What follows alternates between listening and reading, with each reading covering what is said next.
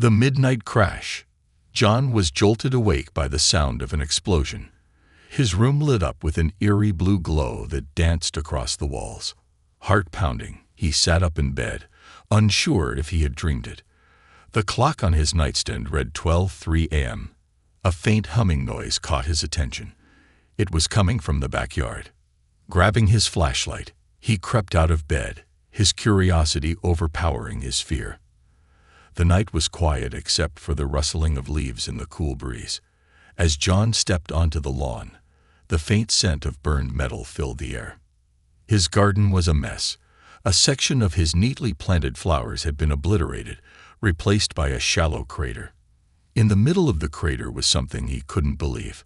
A sleek, metallic object, about the size of a car, faintly glowing and sparking. John froze, unsure what to do. His first thought was to call the police, but something held him back. The object didn't look like any airplane or drone he had ever seen. Its surface shimmered, changing colors like liquid silver. Was it some kind of advanced military tech? Or was it something else? As he approached cautiously, a sudden movement made him stop. The object hissed, a panel sliding open to reveal a figure tumbling out. John's flashlight beam landed on the figure, and his breath caught in his throat. It wasn't human. The figure was humanoid but slender, with skin that glowed faintly in the moonlight. Her hair, yes, it was a her, flowed like threads of starlight, and her eyes were large, almond-shaped, and a deep shade of violet. She was dressed in a tight suit of unfamiliar material, torn and charred in places. She groaned, clutching her side, her glowing eyes flickering open to meet John's. "Help me," she whispered, her voice weak but musical, like a soft melody. John stood frozen, his mind racing. He wanted to ask 100 questions, but words failed him. Was this a dream? A prank? An actual alien? "Please," she said again, and this time her voice cracked, filled with desperation. Something inside John snapped into action. Okay, he said, moving closer. He crouched down, careful not to startle her. "Are you hurt? Can you walk?" She shook her head weakly, her breathing shallow. John's hands trembled as he reached out, unsure if touching her was a good idea. He finally slipped his arm under her shoulders and helped her to her feet. She was surprisingly light, almost weightless. "What happened?" he asked, half to himself. "No time," she muttered, her voice urgent now. "They'll find me." Who's coming?" John asked, panic creeping into his voice. As if in response, a flash of light streaked across the night sky, illuminating the garden for a split second. It wasn't a star or a shooting comet. It was something mechanical, moving fast and scanning the ground with beams of red light. Her grip tightened on his arm. "Hide me, please." John didn't think, he acted. Half carrying, half dragging her, he brought her inside his small house and shut the door. His heart hammered as he bolted the lock, as if that would stop whatever was out there. He set her down on the couch, quickly pulling a blanket over her glowing form to obscure her strange appearance. She winced but didn't protest. Her breathing was still labored, and she clutched a small device in her hand, a metallic cylinder that looked far too advanced for anything John had ever seen. "What's that?" he asked, pointing to it. She hesitated before answering. "It's the only proof I have. They can't get it." Before John could ask more, the sound of heavy footsteps echoed outside. His blood ran cold. Peeking through the curtains, he saw figures moving through his garden. They weren't police or soldiers. They were tall, clad in black armor with glowing visors. They moved with precision, scanning the area with strange devices. John turned back to the alien girl. "They're here. What do I do?" "Don't let them see me," she whispered, her voice barely audible. "If they find me, I'm dead." John's mind raced. He grabbed a box of tools from the corner and dumped its contents onto the floor, creating the appearance of a messy repair job. He then threw a sheet over the couch, hiding her completely. The knocking on the door came suddenly and loudly. John flinched but forced himself to stay calm. Taking a deep breath, he opened the door. A tall figure stood there, its glowing visor fixed on him. "Have you seen anything unusual tonight?" it asked, its voice deep and distorted. John shook his head. "No, nothing unusual. What's this about?" "Routine inspection," the figure said, stepping closer. Its visor seemed to scan John's face. "We detected an impact nearby." John shrugged, doing his best to appear casual. "Probably just a meteor or something. You know how the news loves to hype these things." The figure hesitated, then turned its head toward the living room. "May we enter?" John's heart sank. He had no idea how to get out of this.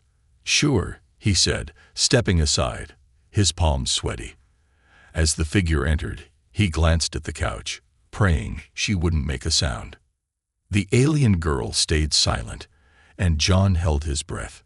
The fugitive's secret. John sat across from the glowing figure, now wrapped in his old quilt. The dim light of a single lamp cast shadows around the room, making everything feel surreal. She sipped carefully from the glass of water he'd given her, her violet eyes scanning his living room as if every object fascinated her. For a moment, neither of them spoke. Finally, John broke the silence. "All right, I let you in, I hid you, and I just lied too. Whatever those things were outside.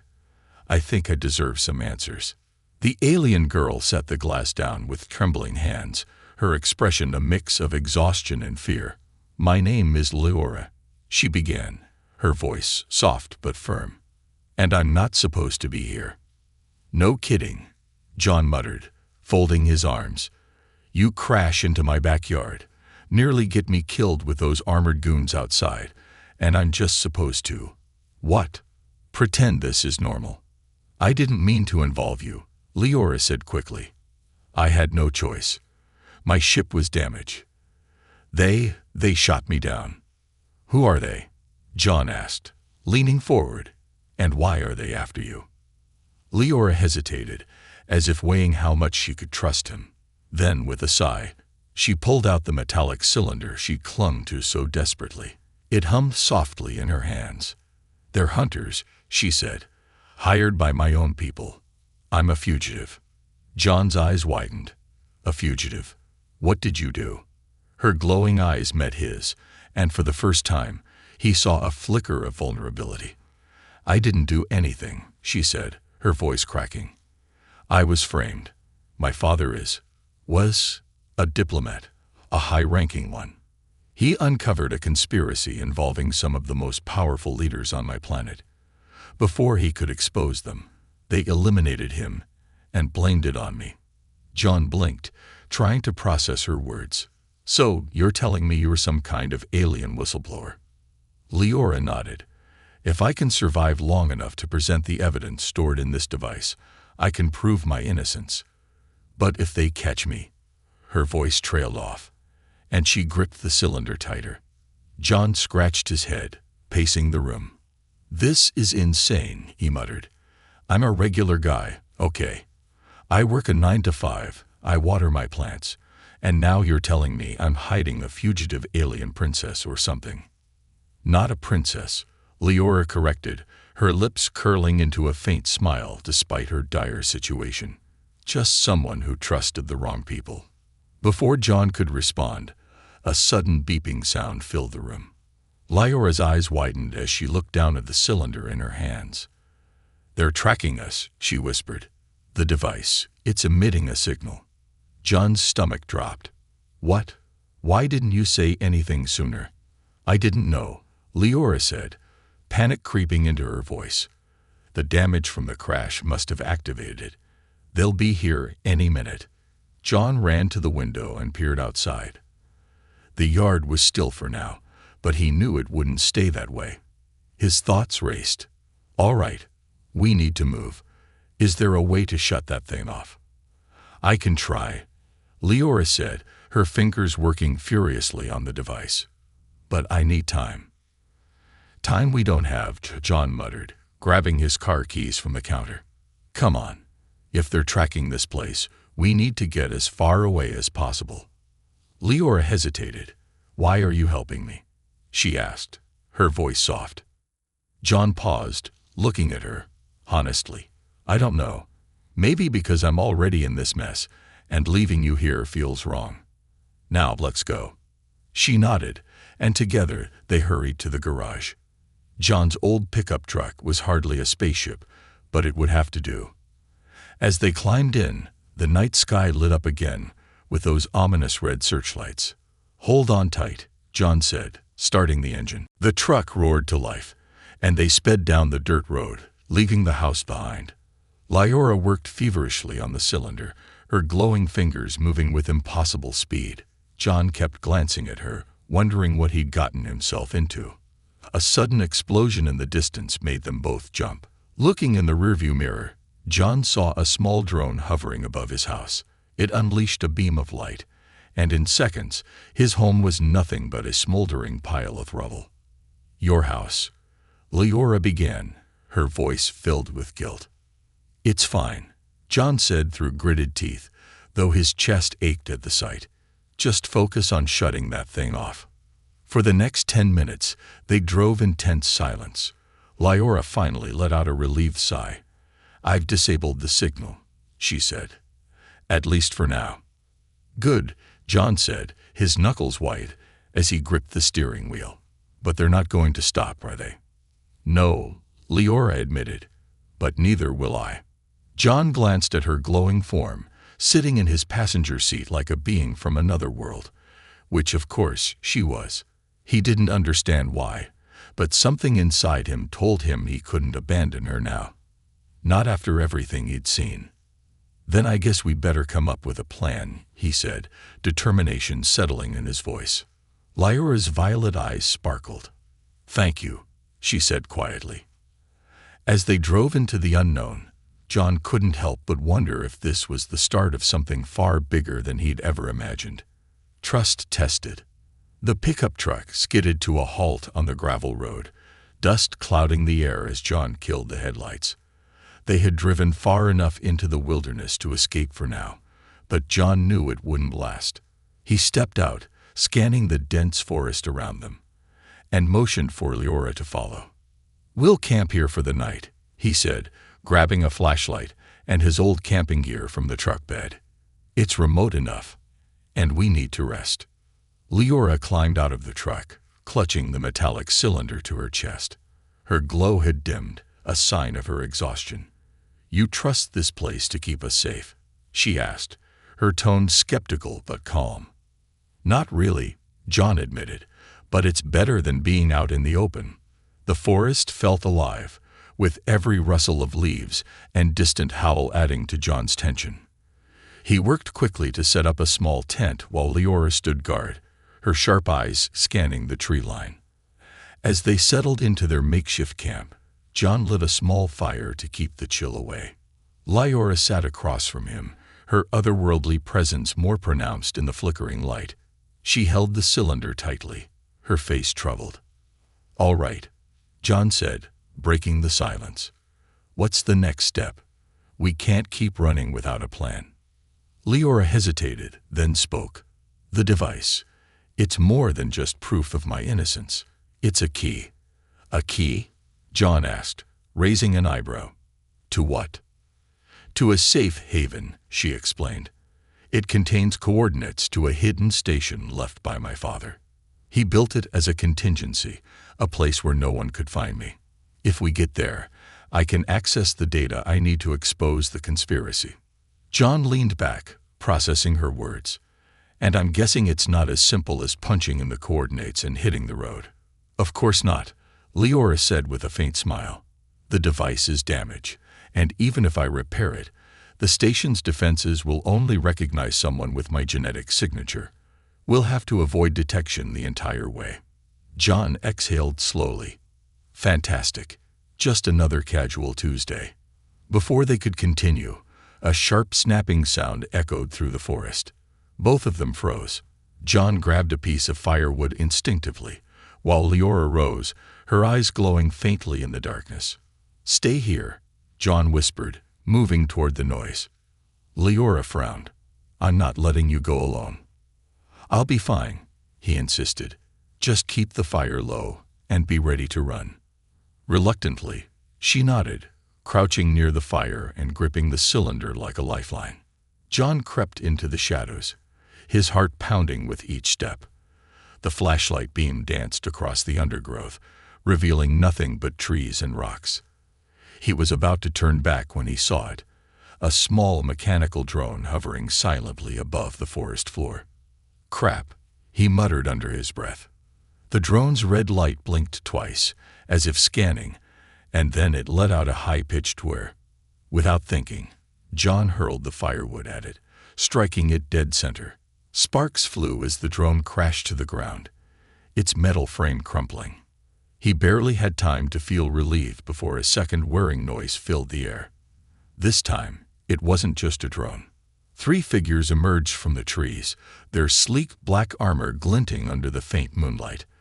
They carried weapons that looked far more advanced than anything John had seen, and their glowing visors scanned the area with eerie precision. "Targets detected," one of them said in a distorted voice. "Secure the package." John ducked behind a tree, his breath shallow. He needed a distraction, and fast.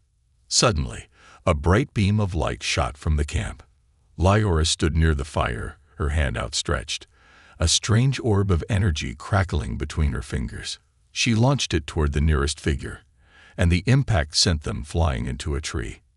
"Run," she shouted at John. He didn't need to be told twice. Sprinting back to the camp, he grabbed the cylinder from where she dropped it and pulled her toward the truck. The remaining 2 pursuers opened fire, their weapons emitting bursts of blue energy that scorched the ground around them.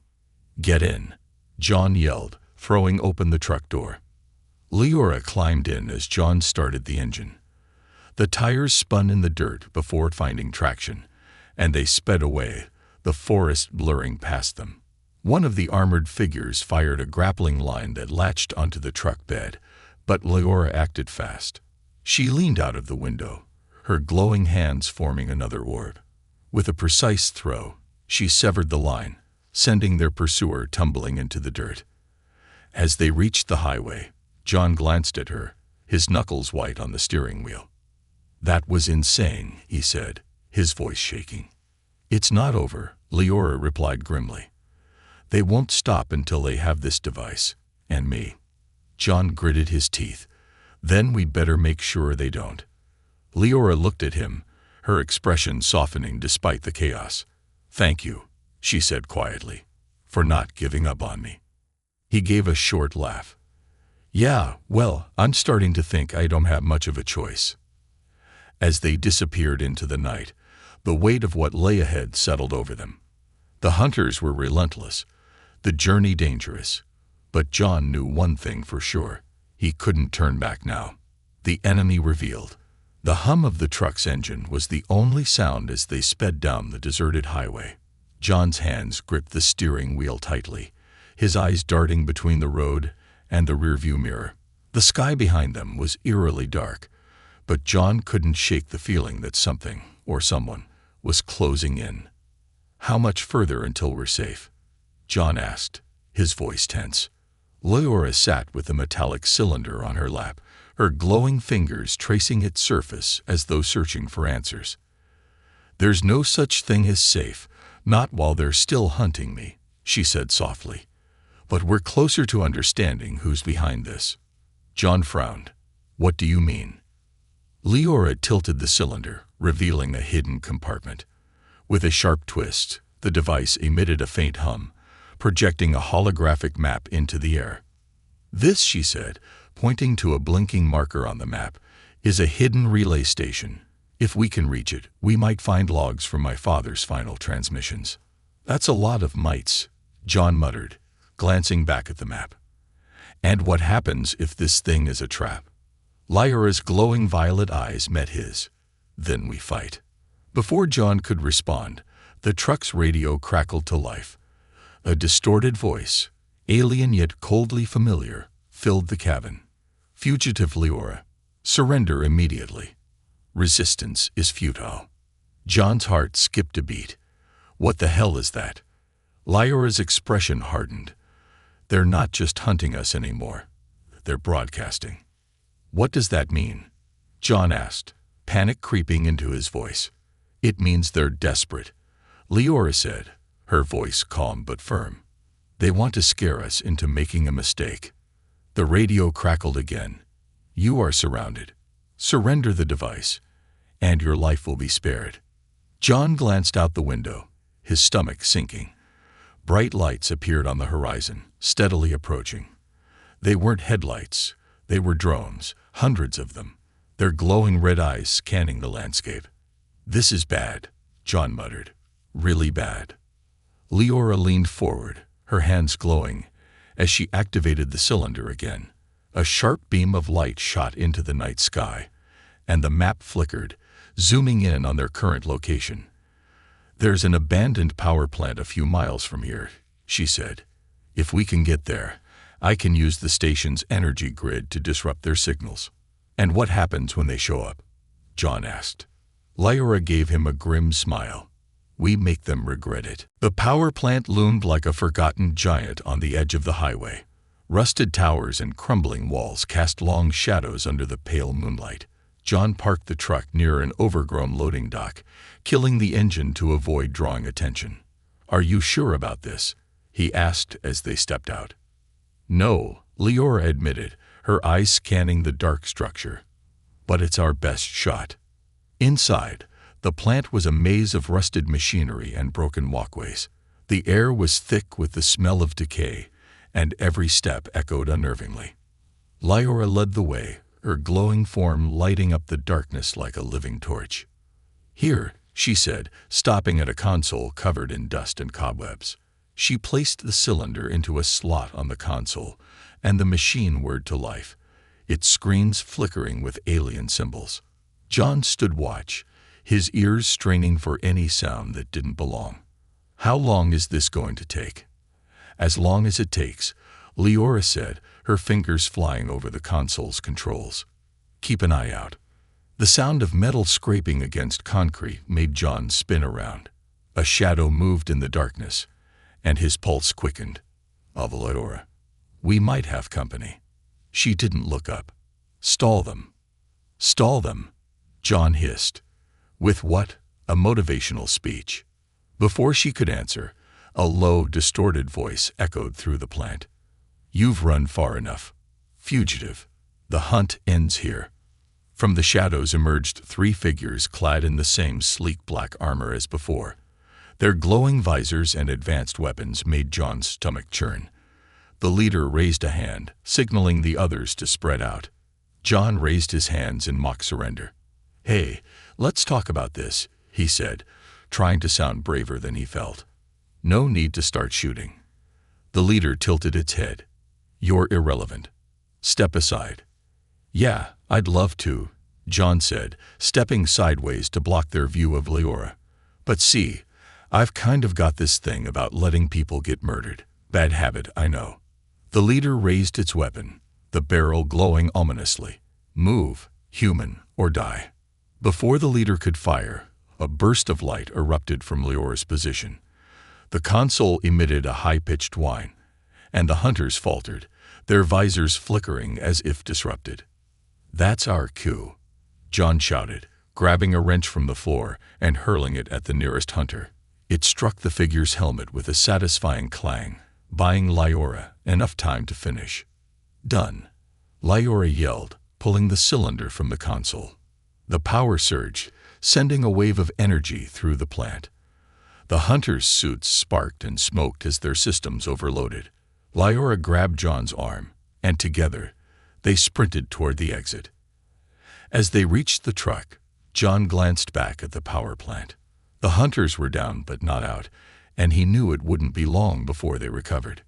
You're full of surprises, you know that, he said as they climbed into the truck. Lyora smiled faintly, the cylinder glowing in her hands. And we're just getting started. John started the engine, and they roared back onto the highway, the faint glow of dawn breaking on the horizon. Allies or betrayal? The morning sun broke over the horizon, casting long shadows on the deserted highway. John drove in silence, his hands gripping the wheel as if letting go would unravel them. Lyora sat beside him, her glowing eyes fixed on the metallic cylinder in her lap. "We're running on fumes," John said, breaking the quiet. "There's a small town up ahead. We'll need fuel, maybe some supplies." Lyora nodded, though her expression remained tense. "Be cautious. They'll expect us to stop somewhere." "Yeah, well, unless you've got an alien fuel tank stashed somewhere, we don't have much of a choice," John replied, trying to keep his tone light. The truck rolled into the quiet town, its streets eerily empty. John parked near a rundown gas station, its faded sign barely legible. The silence felt oppressive, like the town itself was holding its breath. "I'll get the gas," John said, stepping out of the truck. "You stay here and keep your head down." Lyora watched him walk to the pump, her fingers tracing the cylinder nervously. Something felt off. The emptiness of the town, the lack of movement, it was too convenient. Her instincts screamed danger. John walked into the gas station's convenience store, the bell above the door jingling softly. A middle-aged man stood behind the counter, his face unreadable. "Morning," John said, grabbing a bottle of water and some snacks. "I'll need a fill-up on pump 2. The man nodded but didn't speak, his eyes darting past John to the truck outside.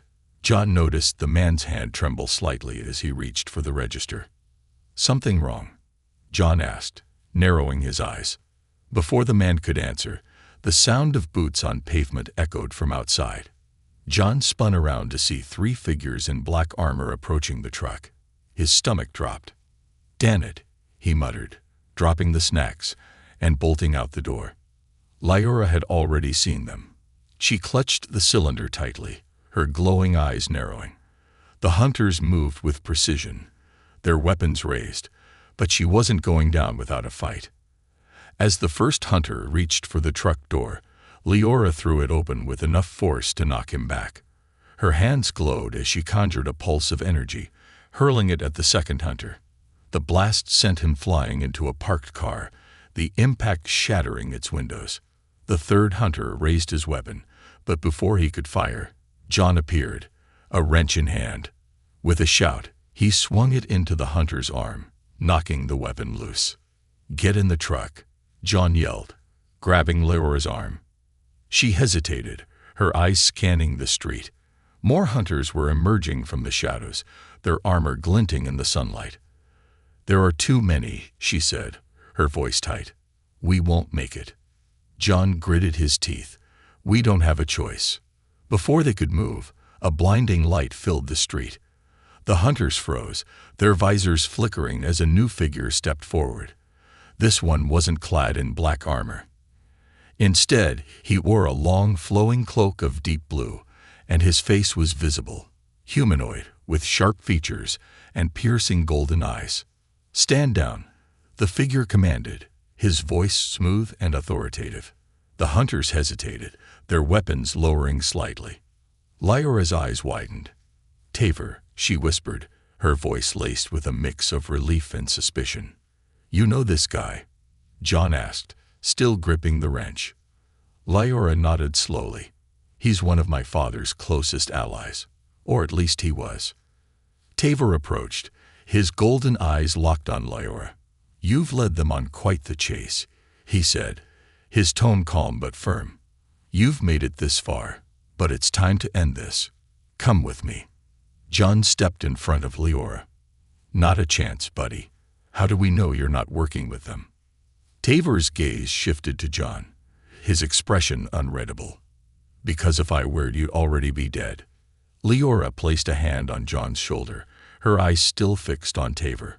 "Why are you here?" she asked. "How did you find us?"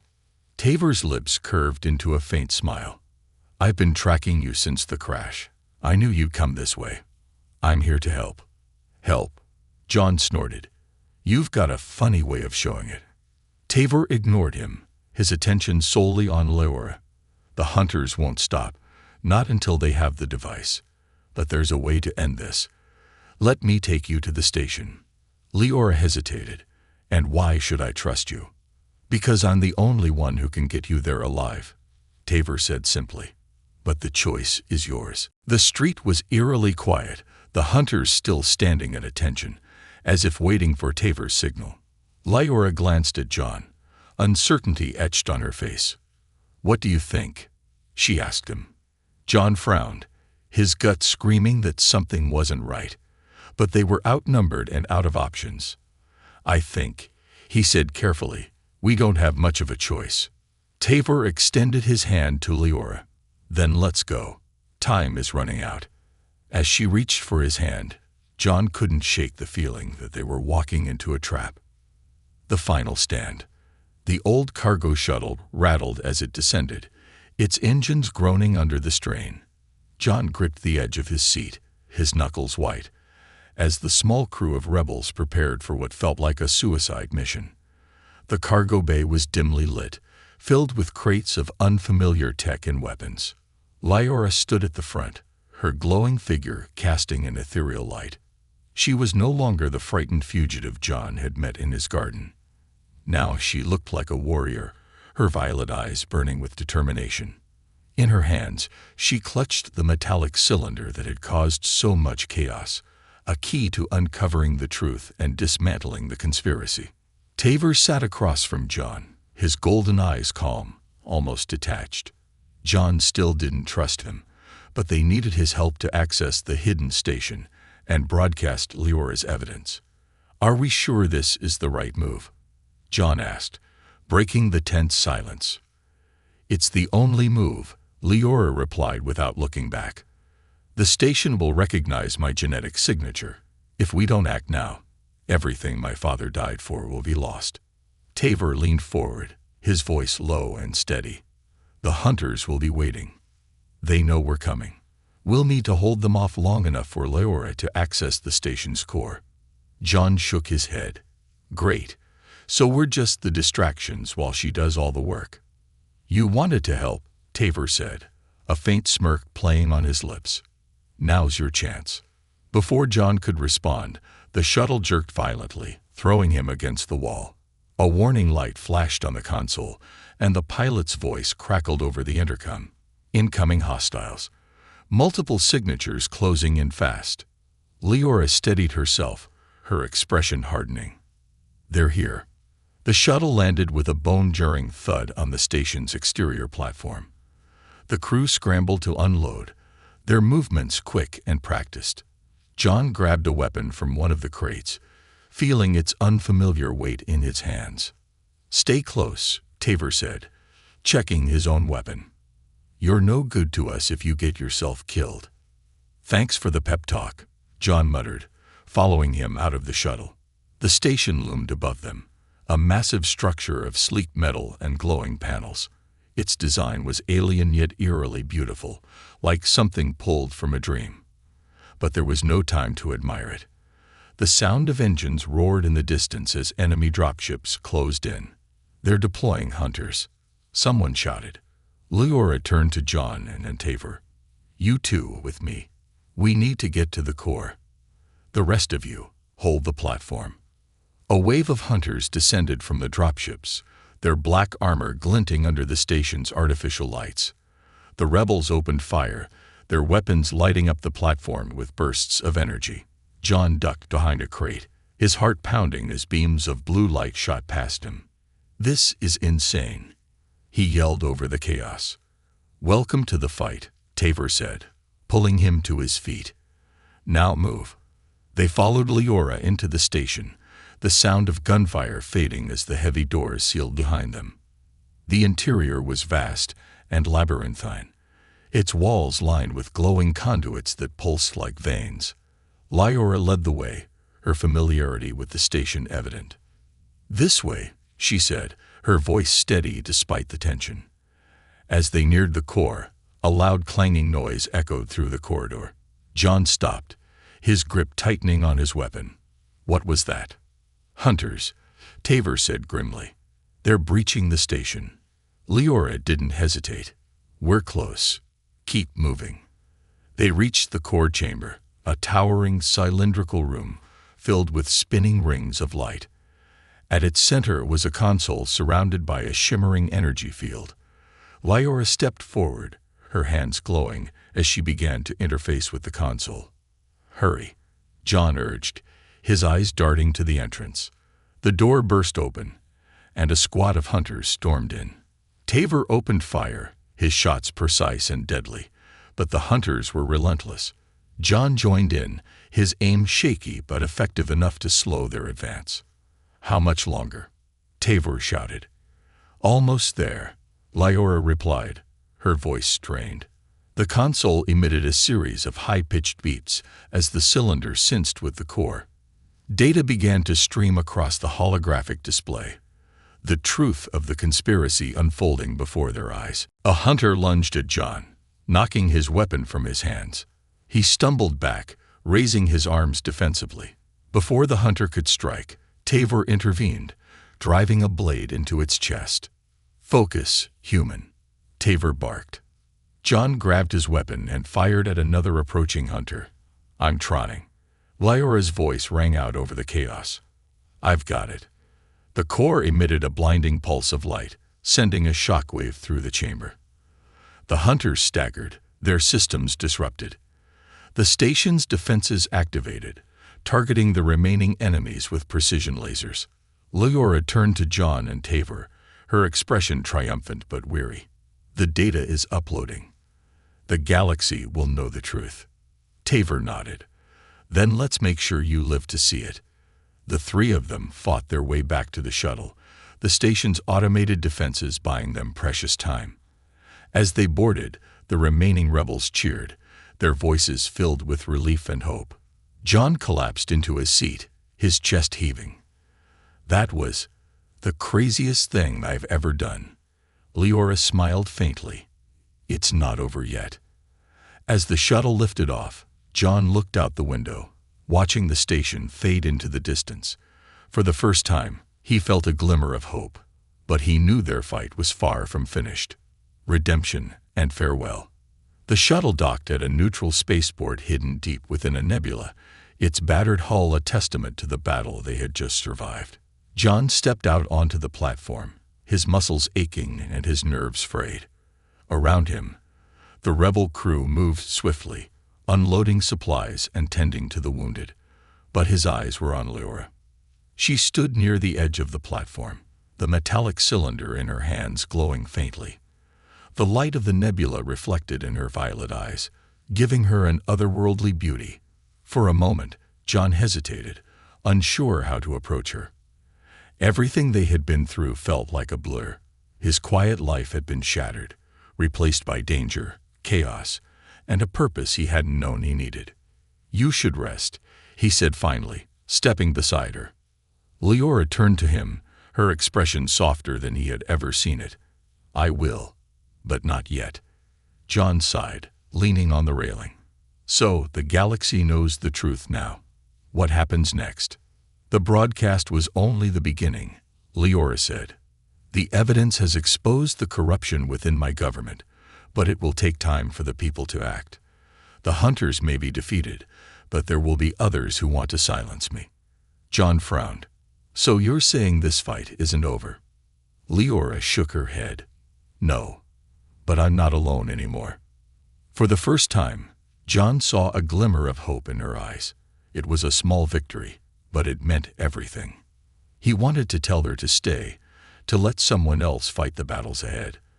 But he knew it wasn't his place. She had a mission, one that only she could complete. "You're braver than I'll ever be," John admitted. "I'd probably still be hiding in my garden if you hadn't crashed into my life." Lyora smiled, a genuine smile that made her glow seem even brighter. "And I'd be lost if you hadn't helped me. You have more courage than you realize, John." Before he could respond, Tavor approached, his golden eyes scanning the horizon. "We need to leave soon," he said. "The nebula's cover won't last forever." Lyora nodded, her expression shifting back to determination.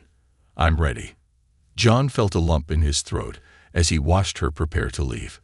"So, this is it?" he asked, his voice rougher than he intended. "For now," Leora said. She stepped closer, her hand resting lightly on his arm. You've given me more than I can ever repay, John. You've shown me there's hope, even when everything seems lost. He tried to smile, but it came out crooked. Yeah, well, I'll miss the glowing alien princess in my life. Leora laughed softly. Not a princess, she said, her voice warm. Just someone trying to make things right. She reached into her suit and pulled out a small, shimmering crystal. Take this, she said, pressing it into his hand. It's a locator beacon. If you ever need me, if the galaxy ever needs me, activate it. I'll come. John looked at the crystal, its light pulsing faintly, then back at her. I'll keep it safe. Leora stepped back, her glowing form silhouetted against the swirling colors of the nebula. Goodbye, John, she said softly. And thank you. Taver motioned for her to board the ship, and she followed without looking back. The hatch closed with a hiss, and moments later, the vessel lifted off, disappearing into the nebula. John stood there long after it was gone, the crystal warm in his hand.